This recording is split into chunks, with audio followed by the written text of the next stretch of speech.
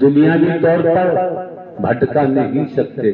जब आपका आगमन हुआ है, लौकिक जगत में आप रहते हैं, लौकिक जगत में आपका वास है, लौकिक जगत में रहते हुए आपको पारलौकिक जगत का रास्ता दिखाया जाता है। पारलौकिक जगत परमात्मा का मार्ग, परम सत्ता का मार्ग, राम का मार्ग, ईश्वर का मार्ग कई नामों से पुकारते हैं। तो ढंग, पाखंड, आडंबर, अंधविश्वास, ढकोसला यहाँ लागू नहीं है। समय अनुसार किराया भाड़ा खर्च कर आप लोग यहाँ इस मानव मंगल मिलन सद्भावना समागम में पहुंचे हैं। आपको जानकारी है, लगभग 1 वर्ष से हमारी मौजूदगी शहर ग्वालियर प्रांत मध्य प्रदेश में थी। बहुत मिलना जुलना, कहना सुनना हुआ। हमने भी समझा कि उस क्षेत्र में तमाम महापुरुषों की रूहानी स्थिति तड़पते हैं, ब्रह की अग्नि लगती है, चैन नहीं पड़ता दर्शन के बगैर। तो हम भी एक हरकारा चौकीदार बनकर एक साधारण व्यक्ति के रूप में आप समस्त देवी स्वरूप, देवता स्वरूप के आत्म देव का दर्शन करने के लिए पहुंचे। हम कोई विशेष होते, कोई खास होते तो विशेष जैसी व्यवस्थाएं होती, खास जैसी व्यवस्थाएं होती। हाँ, तो जो कुछ देख रहे हैं साधारणतया दिख रहा है, लेकिन यात्रा पारलौकिक जगत की है। इसको समझना नितांत आवश्यक है। क्यों आज भी न समझे, एक एक शब्द को मन लगा के श्रवण नहीं किया, ठीक से श्रवण नहीं किया, तो आने का लाभ प्राप्त होना संभव नहीं होगा। मौके बार बार नहीं मिलते हैं, समय बार बार प्राप्त नहीं होता है। उपस्थित समस्त महापुरुषों का दायित्व बनता है कि अपने जीवन को सार्थक बनाने के लिए परम सत्ता परमात्मा आत्मिक लिप जोड़े, परमात्मा से नाता जोड़े। तो क्योंकि आप न नर है न नारी है। मैं कौन हूं, मैं आया कहां से हूं, मेरा रूप क्या है, मेरा स्वरूप क्या है, मुझे क्या करना चाहिए, मैं कर क्या रहा हूं। आपको सद्ज्ञान के द्वारा बोध कराया जाता है, जानकारी दी जाती है, सद संदेश आप तक पहुंचाया जाता है निःशुल्क, किसी प्रकार का शुल्क भी नहीं लिया जाता है। और परमात्मा को संसार में किसी से धन दौलत की जरूरत होती ही नहीं है। तो आप ये भी देखते हैं यहाँ किसी प्रकार का ढोंग, पाखंड, आडंबर, अंधविश्वास भी नहीं होता है, भेद भी नहीं होता है। मौका मिला है, समय मिला है, आप लोग इस मानव मंगल मिलन सद्भावना समागम में पहुंचे हैं। जिस तरह से आप परिवार में रहते हैं, परिवार की देख रेख करते हैं, संभाल करते हैं, इसी तरह से भारत देश में रहते हैं। भारत देश के लिए भी कुछ जिम्मेदारियां हैं। भारत देश की संस्कृति क्या है, उसकी भी जिम्मेदारी है। सनातन धर्म का जिक्र आता है तो सनातन धर्म ये कभी सनातन धर्म को दुनिया में कोई क्षति नहीं पहुंचा सकता। ये सनातन धर्म कोई वस्तु नहीं है, कोई पदार्थ नहीं है। इसलिए हमें सत्य धर्म, सत्य सनातन धर्म का ख्याल रखना चाहिए। कब? मानवता को देखते हुए, मानव को गले लगाते हुए, टूटी हुई मानवता को जोड़ते हुए, बिखरी हुई मानवता को इकट्ठा करते हुए पहले अपनी पहचान कर लो कि मैं कौन हूं, मैं आया कहां से हूं, मेरा रूप क्या है, मेरा स्वरूप क्या है, मुझे क्या करना चाहिए, मैं कर क्या रहा। स्वयं को जान लो। ईश्वरान सजीव अविनाशी, आप तो परमात्मा के नूर हैं, तो संसार के हर भेद से बच सकते हो। अगर भेद में रहे तो बाबूजी रूहानियत के आधार पर बिखर जाएंगे, टूट जाएंगे, गिर जाएंगे। ये मानवी चोला कभी सार्थक होने वाला नहीं। एक शब्द ही काफी होता है, 6 घंटे चिल्लाने की जरूरत नहीं पड़ती है, भूमिका बनाने की आवश्यकता नहीं पड़ती है। हाँ बाबा बताओ क्या कह रहे हैं? जिस दिन से नारायण जी का वचन माना मैंने, उस दिन से मैंने एक अपने अंदर मानवता, क्या पहले मैं राष्ट्र था और राष्ट्र की जिंदगी जीता था। बाबा माइक उचित दूरी पे रखो। जिन शब्दों का आप उच्चारण करते हैं वो शब्द बिखर जाता है, सही सलामत महापुरुषों के कान तक नहीं पहुंच पाता है।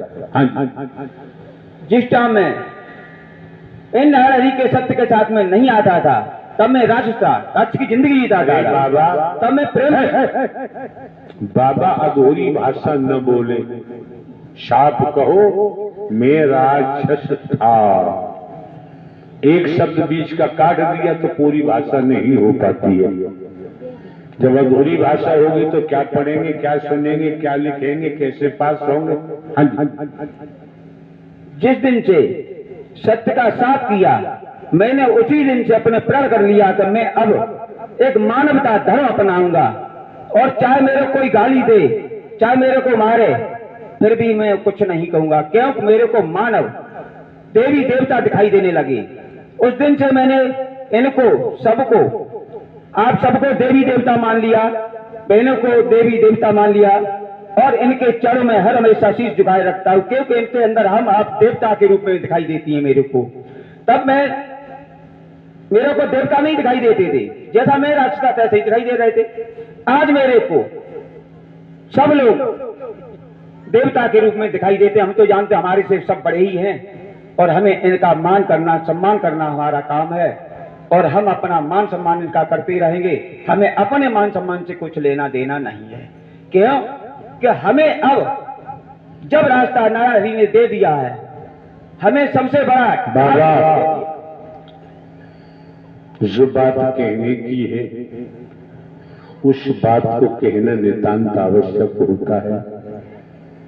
फिजूल में समय बर्बाद नहीं करना चाहिए। आपको ये सद संदेश अपना खुद का महापुरुषों तक पहुंचाना चाहिए कि मैं कितना गिरा हुआ था, कितना मैं निकृष्ट था, तमाम प्रकार के व्यसनों में डूबा हुआ था, विलासताओं में डूबा हुआ था, तंत्र विद्या का मैं धनी था। तब मेरी रोम रोम की स्थिति एक आश्चर्य प्रवृत्ति की थी। किसी को मैं समझता नहीं था। जब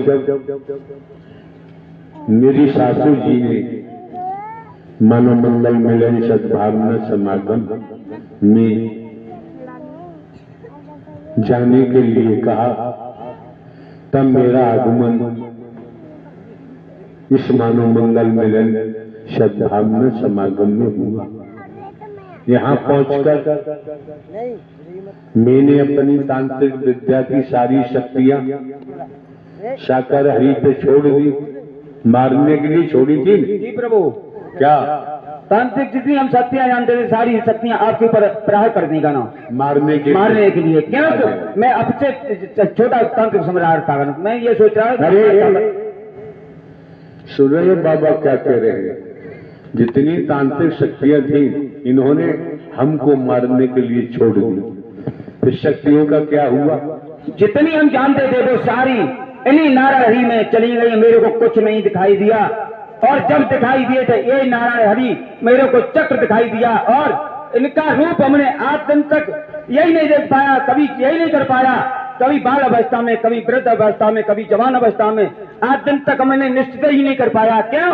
कि मैं जब भी देखता हूं अपनी नजरों से कभी कुछ इनको बाल अवस्था से लगा करके बुढ़ापा तक देखता हूं, इनकी कभी मैंने एक जैसी सूरत नहीं देख पाई तब तक। इसीलिए मैं अपने ब्रह्म को, इन पथ को हर समय चुपचाप से देखता ही रहता हूं, इनके कैसे क्या क्या लीला करते रहते बैठे का ना। अब हमें पागल हो जाता हूं। ब्रह्म जाने आप जाने, ये मानो मंगल मिलन, सद्भावना समागम, नारायण साकार हरि परमात्मा जो ब्रह्मांड के रचयिता है, हरि नारायण ब्रह्मांड का संचालन करते हैं, समय आने पर संहार भी करते हैं। धरती जल अग्नि, सूरज चांद सितारे, जीव वायु आकाश की रचना की, और सबसे खास बात खुद समझे हम आप, एक बूंद पानी माता के गर्भाशय में पहुंचा और 9 माह के अंदर आपके शरीर की रचना माता के उदर में हो गई। माता के उदर में न कोई वैज्ञानिक बैठा दिखाई देता है, माता के उदर में न कोई सर्जन डॉक्टर बैठा दिखाई देता है। एक बूंद से आपके शरीर की रचना माता के पेट में हुई। शरीर के बाहर के अंग देखो, अंदर क्या क्या बना दिया है जो हम कल्पना भी नहीं कर सकते। जिन्होंने ब्रह्मांड की रचना की है यही प्रभु परमात्मा थे, हैं और रहेंगे। बाकी जन्म लेने वाला, मरने वाला बाबूजी कभी परमात्मा हो ही नहीं सकता। और जो ब्रह्मांड के रचयिता है, ब्रह्मांड का संचालन करते हैं, उनके अलावा कोई दूसरा परमात्मा नहीं हो सकता। करीब 25 साल से हम लगातार ये मानवता की सेवा निःशुल्क मानव को जोड़ना, बिखरी हुई मानवता को इकट्ठा करना, सद्ज्ञान देकर परमात्मा को खोजो न खोजो आप जाने, लेकिन स्वयं को खोजो। मैं कौन हूं, मैं आया कहां से हूं, मेरा रूप क्या है, मेरा स्वरूप क्या है, मुझे क्या करना चाहिए, मैं कर क्या रहा हूं। जब स्वयं को देख लोगे, स्वयं को समझ जाओगे, ईश्वर अंश जीव अविनाशी, मैं परमात्मा का नूर हूं, तो संसार के जो व्यसन है, बुराइयां हैं, इनसे हमारा बचाव होना शुरू हो जाता है। अरे हम जीवन यापन के लिए खेतीबाड़ी नौकरी करते हैं, व्यापार करते हैं, परिवार में रहते हैं, और एक घड़ी आधी में पुनिहार, तुलसी संगत सत्य की हरे कोट। संत बाबा तुलसीदास जी ने कितने स्वर्ण निर्मित अक्षरों में लिखा है। पूरा जीवन गया और कह दिया 1 घंटा नहीं तो आधा घंटा देखो, पौन घंटा देखो, कुछ नहीं तो चौथाई देखो, आधी में पनिहार, चौथाई देखो। अपने जीवन को दुनिया में रहते हुए पारलौकिक मार्ग पे जाने का प्रयास करो तो जीवन धन्य हो सकता है। अन्यथा राजा रहे न रंग, बली रहे न औलिया, संतरी रहे न मंत्री, अधिकारी रहे न कर्मचारी, जो आया है सो जाएगा, राजा रंग फकीर। राम जी को हम मानते हैं, मानो, लेकिन राम जी की बात को मान लिया तो बात बन जाएगी। अगर राम जी की बात को नहीं माना तो बात बनने वाली नहीं है। ये सब कुछ हमारे आपके सामने प्रत्यक्ष है, सामने है। वेदों, शास्त्रों, पुराणों, धर्म ग्रंथों, इनका अध्ययन हर कोई नहीं कर सकता, अनुवाद नहीं कर पाएगा, ऐसी भाषा है। लेकिन जो ज्ञाता है, जिन्होंने शास्त्रों का अध्ययन किया है, अध्ययन कर वो जब सार को आपके सामने रखते हैं तो समझ में आ जाता है, भटकने से बच जाते हैं।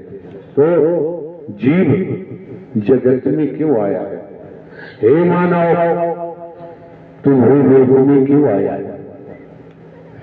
इस बात को समझना बहुत जरूरी है। पुनः बाबा तुलसीदास जी ने क्या कहा है? संत समागम हरि कथा, तुलसी दुर्लभ दो, सुत दारा और लक्ष्मी पापी के उधर स्पष्ट कर दिया। जिस तरह से आकाश में सूर्य दुर्लभ है, संसार के वैज्ञानिक संसार इकट्ठा होकर सूर्य को पकड़ना चाहे, संभव नहीं। इसी तरह से बाबा तुलसीदास जी ने क्लियर कर दिया कि संत समागम हरि कथा, आप संतों का समागम नारायण हरि परमात्मा पर ब्रह्म राम की सत्य अमर कथा दुर्लभ बता दी, लेकिन कितना आसान कर दिया। कर से कर्म करो दिनाना, मन राखो जा हरि निधाना। कितना आसान कर दिया और कह दिया सुत दारा और लक्ष्मी पापी के घर हो। तो वो चीजें लंकापति रावण के पास हुई थी। अंत क्या हुआ? इकलक भूत सबालक नाती रावण के घर दिया न बात। रावण का इतना भारी पिंडा था, राहनी कोई रोने वाला, इतिहास गवाह है। संत महात्मा महापुरुषों की वाणी बताती है। अगर हम संत जन, महात्मा जन, महापुरुषों से अच्छा व्यवहार नहीं कर पाते हैं तो गलत व्यवहार भी करना नहीं चाहिए। जिस परिवार में रहते हैं अगर मानवता है तो पूरे परिवार में मानवता का ही व्यवहार करें। परिवार में प्रेम होगा, परिवार ही स्वर्ग बन जाएगा। वही समाज है, वही देश है। अगर हम हैवानियत निज स्वार्थ में डूबे हुए हैं और हैवानियत को लेके चल रहे हैं तो देखो बाबूजी, बात बनने वाली नहीं। हाँ बाबा, और बता, कुछ कहना है?